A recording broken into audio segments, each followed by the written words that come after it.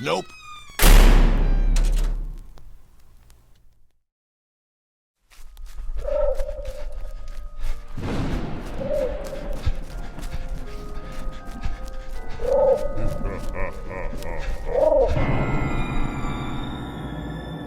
Hello, dear listeners, and welcome to episode 42 of the Nope Too Creepy podcast. Today I have for you 2 stories about people falling victim to deception. Though the manner in which they are deceived differs greatly. Another thing about these 2 stories that differs greatly is their length. Since next week is Thanksgiving, I'll bust out my high-end, scholarly, culinary terms. This first story will act as your appetizer, dear listener, to help wet your whistle. Are you uncomfortable? Good. This appetizer follows a patient who suffers from a horrible accident that puts them in a coma. But it's not until they awaken that they realize things are much worse than they could have thought. Written by Reddit user Helonium20. Here is, I spent a year in a coma. Things are not as they seem.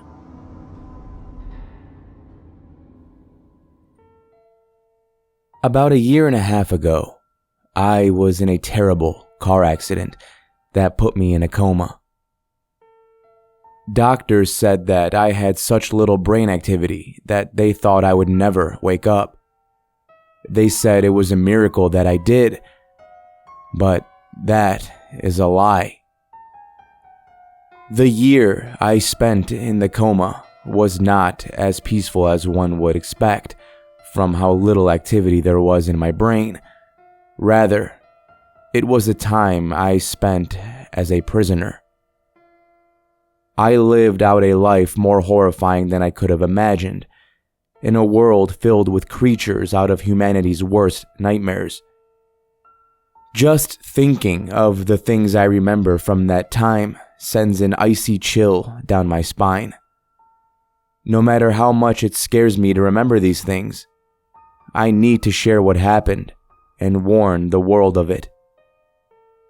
Right after the accident happened, I bolted up in my bed, heart racing, and I thought the accident was just a bad dream. As I calmed down, I glanced over at the clock on my nightstand and saw that I was going to be late for work. I quickly showered and ate breakfast before rushing out to my car. It was then that I saw them. I would try to describe the creatures I saw roaming around the empty streets, but there will never be words that can do them justice. I froze when I saw them, thinking that I was still in a nightmare, and tried to wake up, but I found that I couldn't. It was then that one of the abominations saw me and charged. I hoped that I would wake up before it reached me, but I didn't. I felt claws ripping into my flesh and heard the sounds of my limbs being torn off as I died.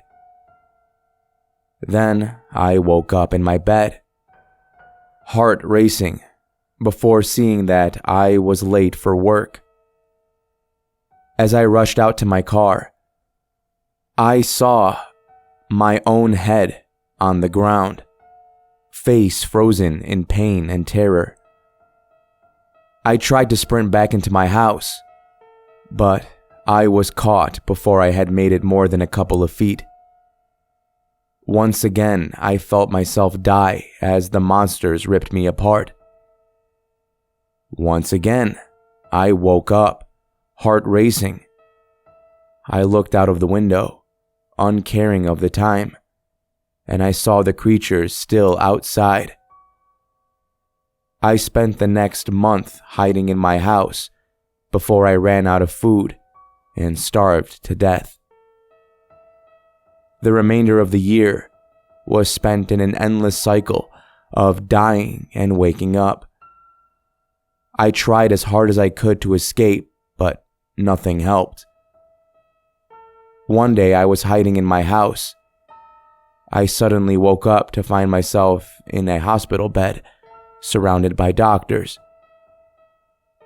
Some of you may be wondering why I'm telling you my story after escaping the nightmare, but there are some things that just don't line up, making me question if it was truly a nightmare and not reality.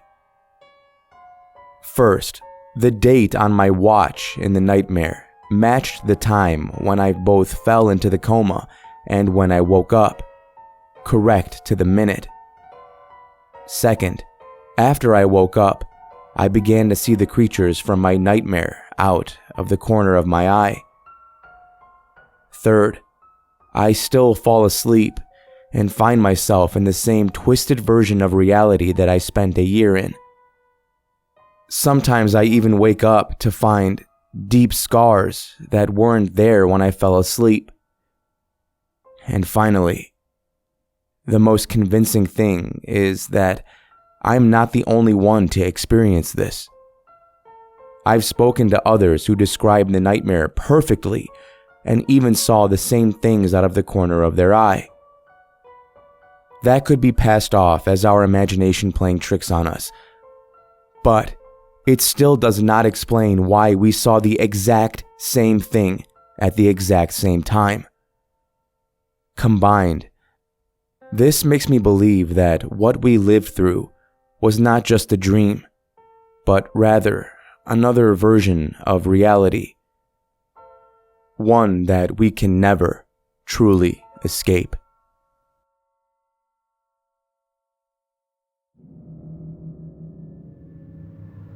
This next story,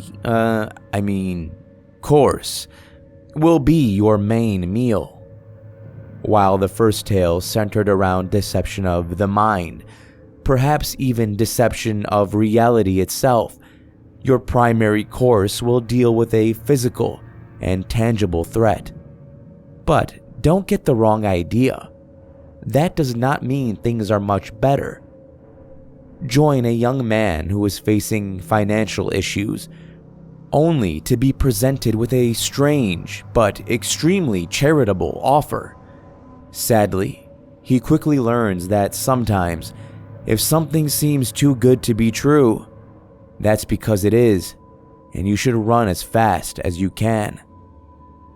Written by author Matt Dymerski, aka M59Gar on Reddit, I present My Landlord Keeps Asking for My Blood.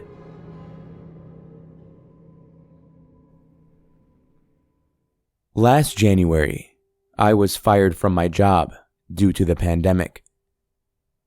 I couldn't pay my rent, but evictions were frozen, so I basically sat at home, stressed and terrified that my unseen landlord would find some other way to drive me out onto the street.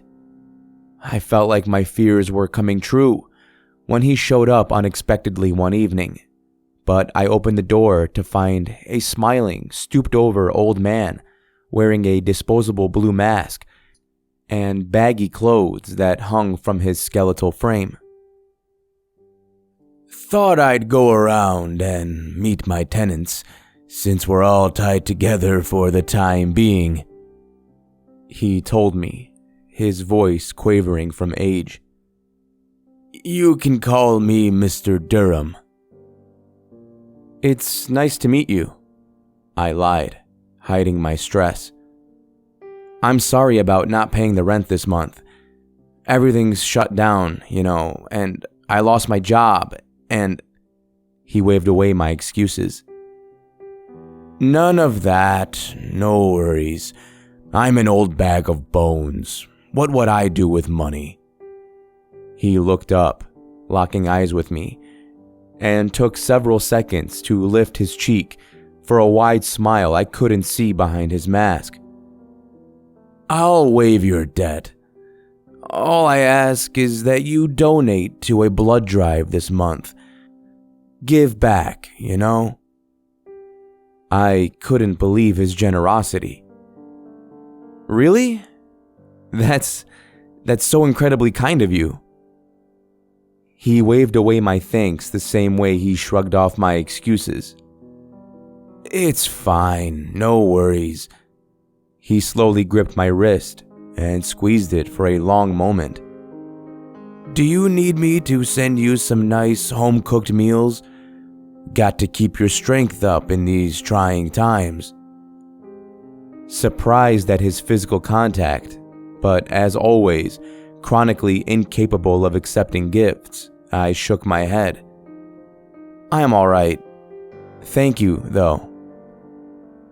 He removed his hand, but soon brought it back with a little red card. "Here's the blood drive's address." "Oh." Taken aback, I gazed down at the card in my hand. "You had a specific one in mind." He winked. "Got to make sure you actually do it." With that, he turned around and hobbled away at a snail's pace, leaving me to feel subtly violated in an odd way I couldn't quite put into words. But what choice did I have? If I could avoid being homeless by donating blood, well, I had to do it. The next day, I went to the address on the card. It was only a few blocks away, but the walk took me in an unfamiliar direction, past heavily trafficked roads thick with car exhaust, and down labyrinth side streets full of shuttered businesses.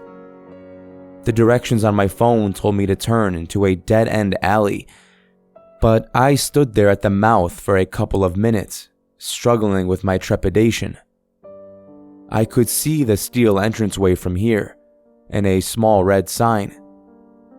Why was a blood drive through a barely marked door at the end of an alley in a semi-abandoned part of town?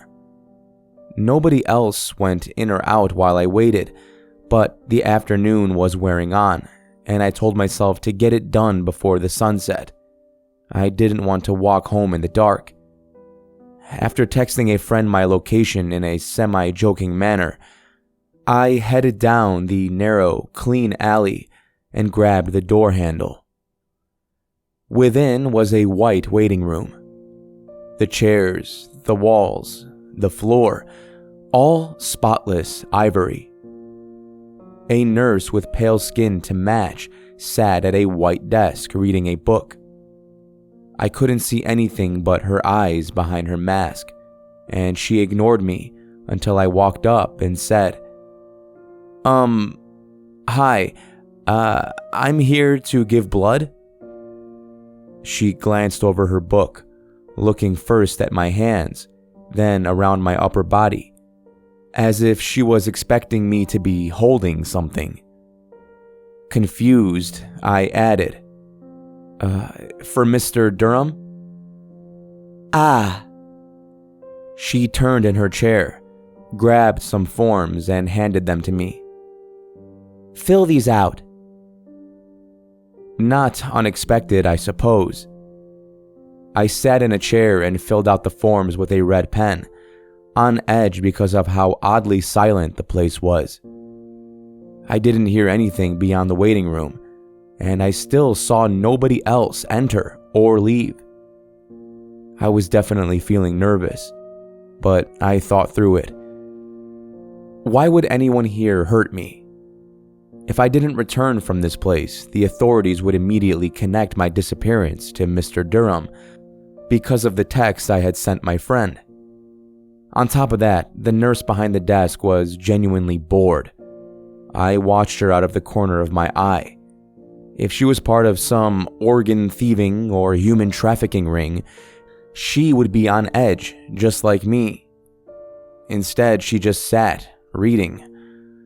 I leaned in to look. Oh, 50 Shades of Grey. She saw me looking and narrowed her eyes. My cheeks burned. Right, not a human trafficker. Taking a deep breath, I stood up and returned to my forms.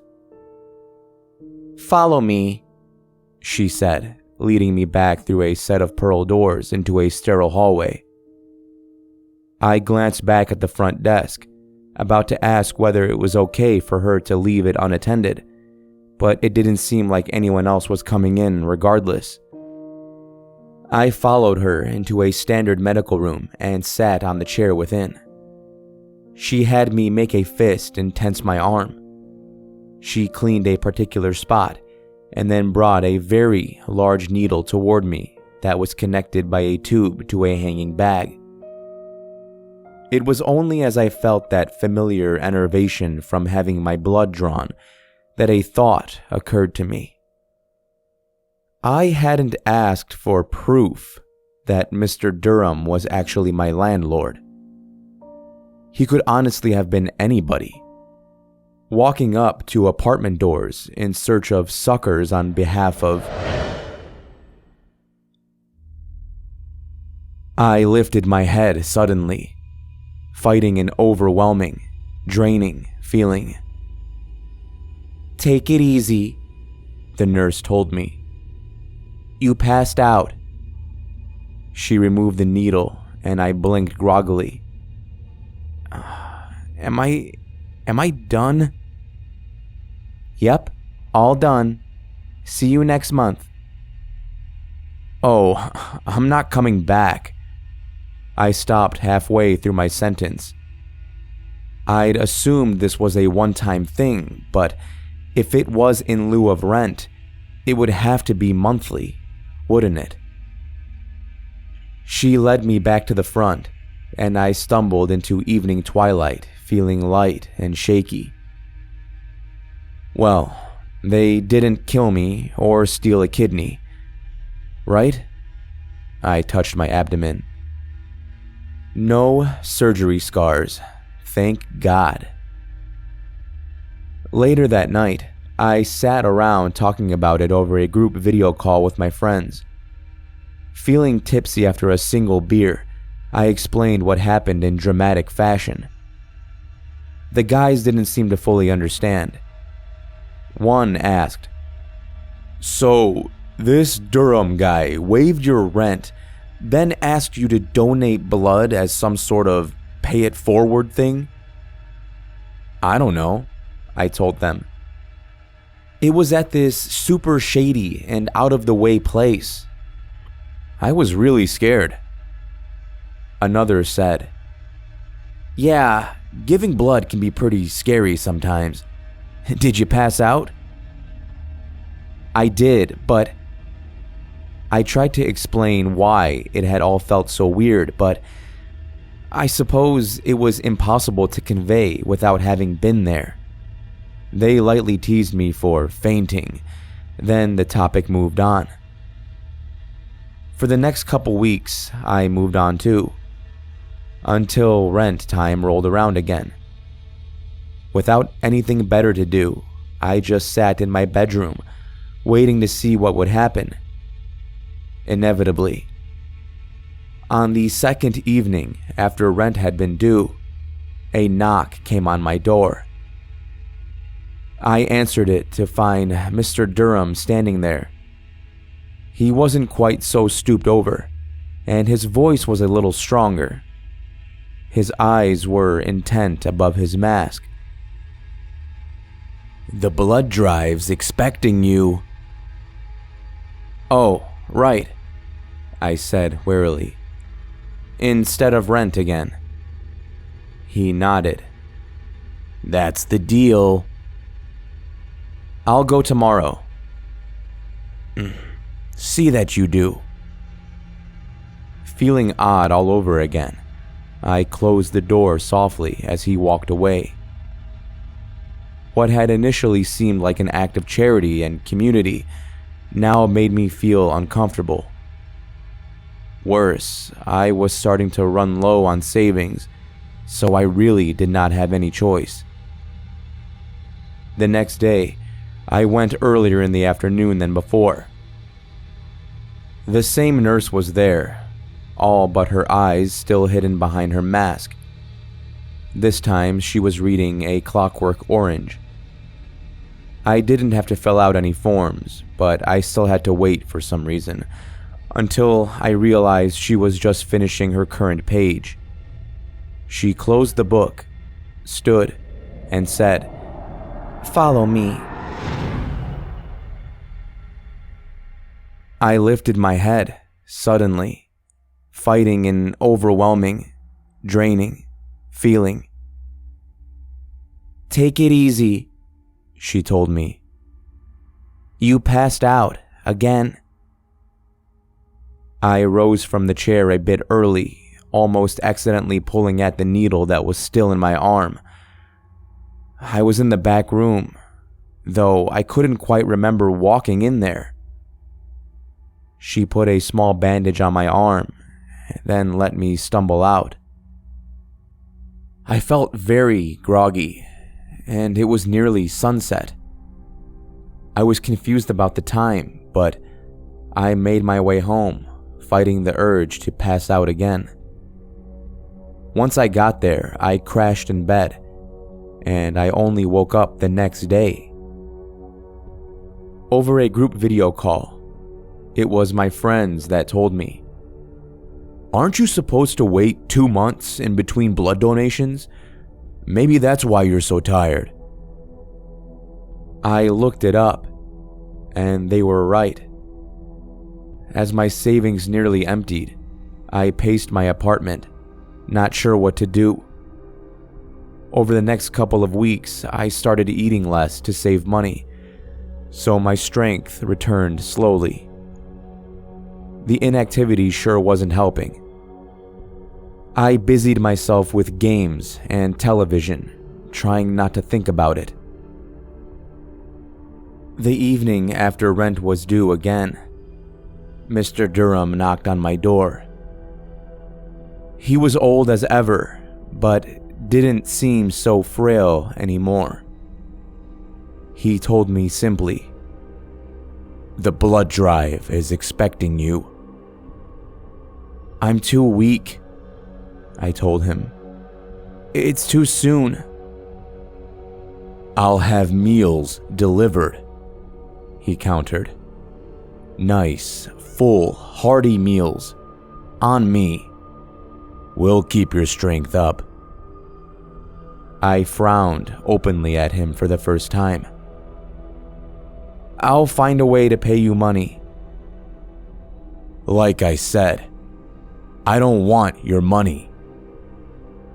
His eyes were quite serious above his masked and unseen expression. "I want you to donate blood." "Then I'll do it at another place." "No. It has to be at that one." I shook my head. "Why? Why do you want me to donate blood at that specific place?" "I don't owe you an explanation," he said, his tone final. "Do it, or face the consequences." He strode away, and I glared at him. He'd put on the manner of a nice old man at the start, but now he felt menacing. But what choice did I have? I lifted my head, suddenly, fighting an overwhelming, draining feeling. "Take it easy," the nurse told me. "You passed out again." I jumped up from the chair, pulling painfully at the needle that was still in my arm. She gripped me hard by the wrist and gently pulled it out before applying a small bandage to seal the wound. I stumbled out into the evening twilight, wondering when I'd even left my apartment. Everything was blurring together, and I was feeling beset by a blanket of exhaustion and mental fog. When I awoke 2 days later, I stared at the morning sunlight on my wall for a full 20 minutes, facing the reality of my situation. It was time to consider what I now deemed both obvious and impossible. My landlord was a fucking vampire. Looking up what information I could, I tracked down his residence and started following him during the day. Through his windows, I could see Durham puttering around in his unassuming little house, and I watched from afar with a cheap pair of binoculars. He didn't burst into flames in sunlight, and he didn't seem to be an overt creature of the night, but I could think of no better explanation for him taking my rent in blood, which I could now objectively see was an insane proposition. On my regular group video call with my friends, I told them, "This guy, this little old man, owns like 500 properties all over the city. Some of them have been in his family for over 100 years. My friends seemed uncomfortable. One asked, "So, you're stalking your landlord?" "I'm just looking into him," I shot back. "Why aren't you guys on my side here? He's literally taking my blood." "Well, he's not taking it, you're giving it," another said. "And you don't have to pay rent. That's awesome. I'd kill to not have to pay rent. Oh man, I could save up so much money without that expense. I might even afford a deposit on a house." They all agreed wholeheartedly with the fantasy of not paying rent, but I angrily shouted, "I'm not saving any money. I don't even have a job." Then I hung up the video call. I'd gone too far. Nobody called me back. As the days passed, all I could do was eat the meals Durham sent over and weekly pace my apartment. The night before paying rent, I decided I wasn't going to do it. I'd rather be on the street. I lifted my head suddenly, fighting an overwhelming, draining feeling. "Take it easy," the nurse told me. "You passed out again." I stared up at her. "What the fuck?" She blinked. "Rude." Pulling the needle out myself and foregoing a bandage, I staggered down the hall and into the evening twilight. It was all I could do to make it home and pass out in bed, awakening in a blink of an eye to afternoon sunlight. What day was it? I'd paid rent 2 days before. I got up, found the pile of delivered meals, and hungrily wolfed them all down, ignoring how long some of them had been sitting out. I passed out again, this time from a food coma, and awoke in a mess of wrappers in the middle of the night. My life was becoming a blur, too weak to do anything else. I laid around watching television for an undetermined amount of time. I'd just watch one series while I recovered, I decided. Then I would... I lifted my head, suddenly, fighting an overwhelming, draining feeling. I tumbled forward, interrupting the nurse's platitude. I grabbed the wall and lurched this way and that, fighting my way out of the donation center, despite nobody trying to stop me. I slept right in the alleyway, all night long, and nobody woke me.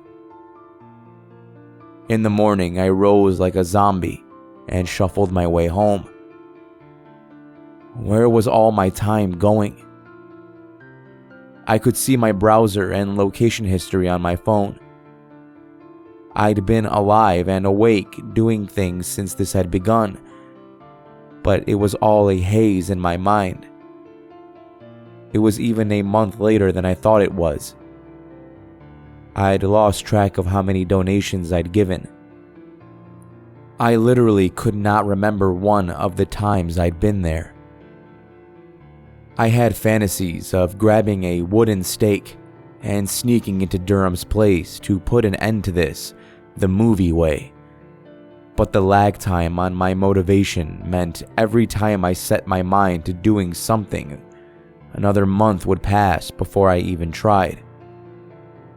Eventually, I found myself staring at a gaunt husk of a man gazing back at me from beyond a coffee shop window. It was me. I was a husk. I'd lost touch with all my friends. I'd left all my plans by the wayside, and I barely had enough energy to survive each day. I didn't even have the energy to cry. I just asked strangers on the street for change, a laborious process which took hours and drained all I had left.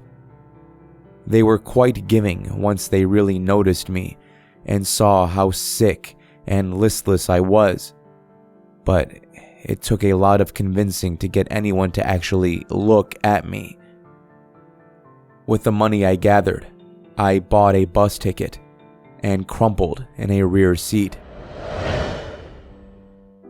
I lifted my head suddenly, feeling an overwhelming, draining feeling. I screamed incoherently and finally shed a tear. But it was not the nurse. The kindly old bus driver shook me again. "You all right, kid? You look like you're half dead." I shook my head. No, I need to go home. I need to go home.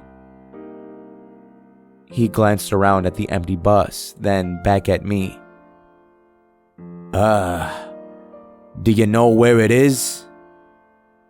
I held out my phone, which I used to map the route the day before. "You just hold on," he said. "I'm not supposed to do this, but I'll drop you off at your home before I clock out for the night." I just kept crying, desperate to go home. I can't imagine what my parents must have thought, seeing a commercial bus pull up directly to their house, but that saint of a man must have knocked on their door and explained things. I awoke in my childhood bed, some unknown number of days later, finally able to think again. Feeling very weak, I climbed out of bed and made my shaky way downstairs, where my worried mother immediately rose from the kitchen table and hugged me. My father was close behind, asking me what the hell had happened. All I could explain was that my landlord had been taking my blood. That was enough to make my parents horrified and defensive. They took me to the emergency room, where I was checked out to ensure I was not literally dying. Then, they sent me home, and I was put back into my bed with strict orders to rest, drink, and eat very carefully for several weeks. I was almost starting to feel better. But then, Durham found me. I was sitting at the kitchen table one morning when my father entered with a letter in his hand. He looked to my mother with concern. "We're being sued." "Sued?" she asked, looking to me. That sense of violation had returned. It was him. "Is it Durham?" My father nodded. "We have to go to court." "For what?" I demanded. He seemed perturbed as he read further. "He's suing for the remaining rent due on your lease. He's suing for your blood." It was true. I grabbed the papers and read them with a profound sense of horror. Landlord-tenant disputes did happen, certainly, but did the court have any idea what they were entertaining? My parents hired the best lawyer we could afford, but we had not figured out a solid plan by the time the hearing date rolled around. Our lawyer had never dealt with anything like this, and he kept saying he wasn't sure whether he was being pranked. After hours of sitting around and waiting, we finally were led into the courtroom, and I stood nervously across the chamber from Mr. Durham. He looked taller and sturdier than I remembered, and some of his white hair had shifted back to its natural black. He gazed back at me above his mask, his expression impassive. I couldn't match his gaze. I knew if I said the word vampire, my case would implode, so I decided to keep my mouth shut. The judge entered, and I waited, heart pounding as he took his sweet time sitting and reading the relevant papers on his high desk.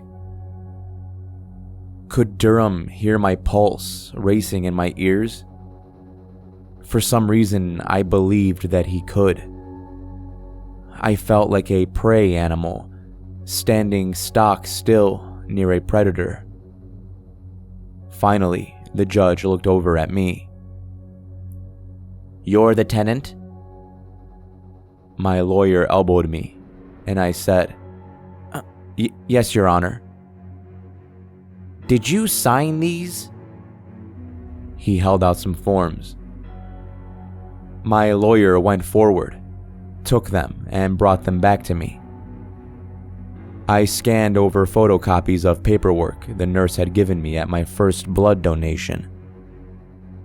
I hadn't really paid attention then, assuming they were basic medical information forms, but I could see now that they were, quote, loan conversion papers to sign up for rent payment through blood instead of money.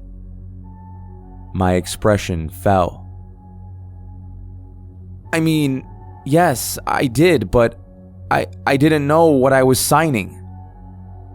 "That's no excuse," the judge responded. "This is unconventional, but you did sign it." He laughed. "I'd give an arm and a leg to live without rent payment. You should consider yourself lucky."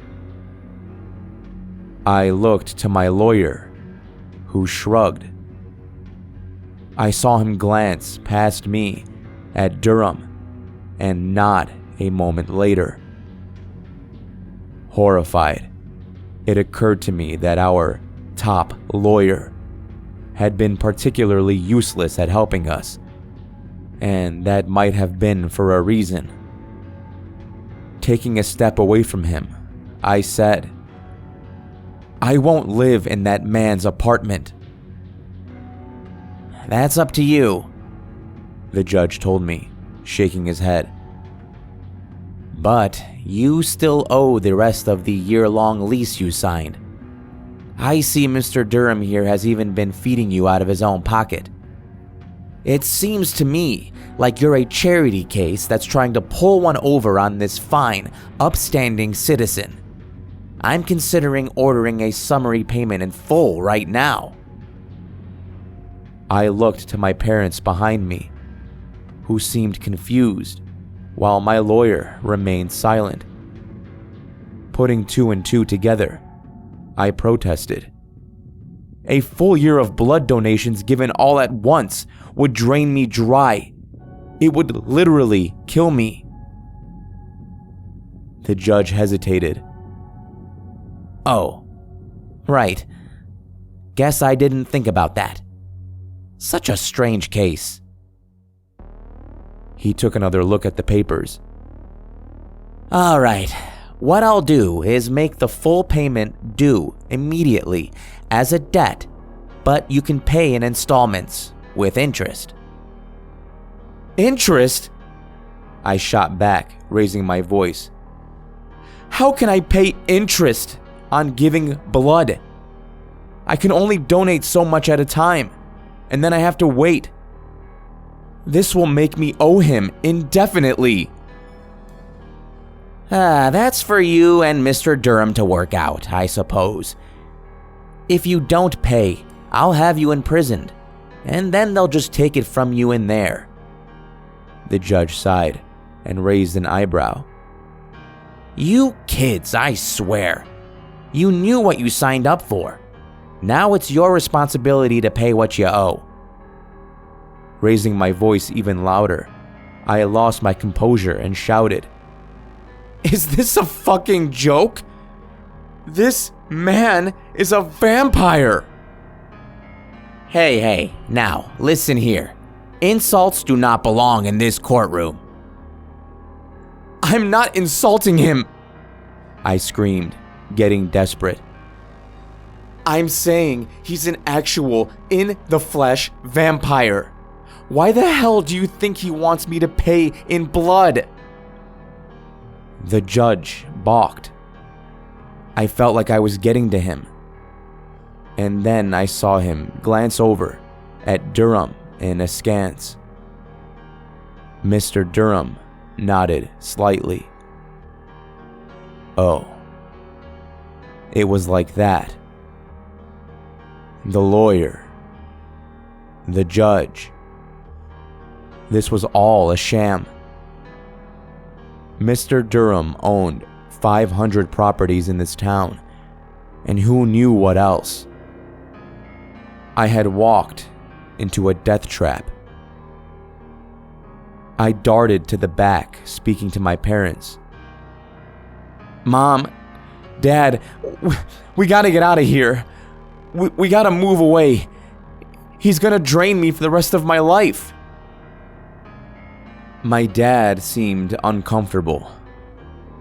I could tell he just saw this as a normal courtroom. He thought the system was functioning, and that something must have been wrong with us, not them. I don't know. You did know what you were signing up for. It's up to every individual's personal responsibility to pay what they owe. That's what I was taught, and it worked out for your mother and me. I pleaded with my mother. She winced sadly, but said, Listen to your father. He knows best, and I'm sure everything will turn out all right so long as you make your payments. I looked to some of the other watchers in the room, who were quietly awaiting their turn on the stands, but they had their own problems. They avoided eye contact with me. Fine. Forget my dignity. Going up to Mr. Durham, I told him, Look, I'll give you my blood. I'll give it to you regularly for the rest of my life. Just let me do it at a pace that doesn't leave me barely alive. His eyes were ice cold above his mask. Why should I? He was actually asking me. He wasn't being rhetorical. Surging with energy, I let it all flow forth. I just want to live. I don't have big dreams. I won't ask for much. I just want to be a person. I want to have friends. I want to watch television shows. I want to go on walks. I want time. Tears ran down my face as I thought about the fog I'd briefly escaped. I just want time. I want to be a person. Can't I just be a person? Considering my words, Durham's cold eyes jumped to the judge. I followed his gaze. The judge's eyes were misty, but he was far more scared than he was compassionate. At the other stand, my lawyer had his gaze averted. His knuckles were white on the handle of his briefcase. They both knew exactly what they were doing. I looked up at Durham. He decided simply, "No." My heart sank like a rock. "What? Why not?" He almost seemed surprised that I didn't already know. "Because I don't care."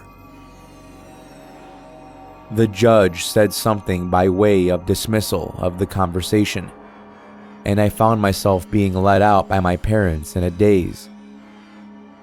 Durham had come to me in the guise of a kind old man, pretending to have my best interests at heart.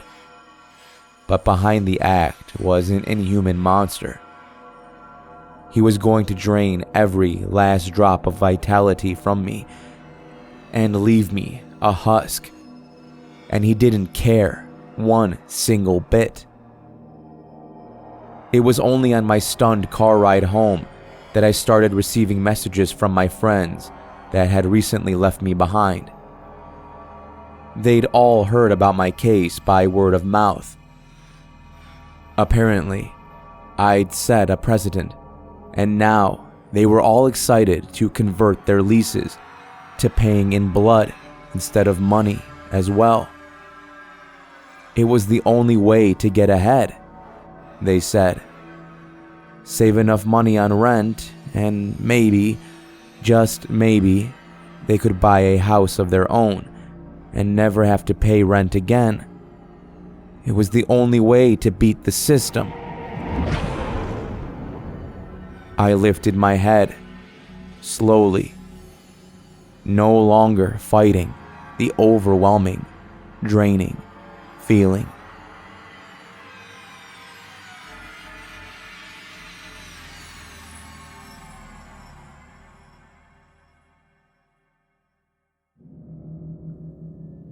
Thank you for joining me in this episode of the Nope Too Creepy podcast. If you're interested in learning more about either of the authors, links to connect with them can be found in the show notes. I want to take a moment and wish everyone a happy Thanksgiving, even to those of you who may live in a country that does not celebrate it. I am, and always have been, extremely grateful for every single person listening. I hope I can continue to provide a show you choose to tune into. If you do celebrate Thanksgiving, remember, it's a marathon, not a sprint. And if you happen to be a vampire like Mr. Durham, send me a direct message with your favorite recipe that involves human blood. I'm asking for a friend. Thanks in advance, though. Until next time, this is your host, Dan David, reminding you all to stay safe out there. I'll be seeing you in the next episode.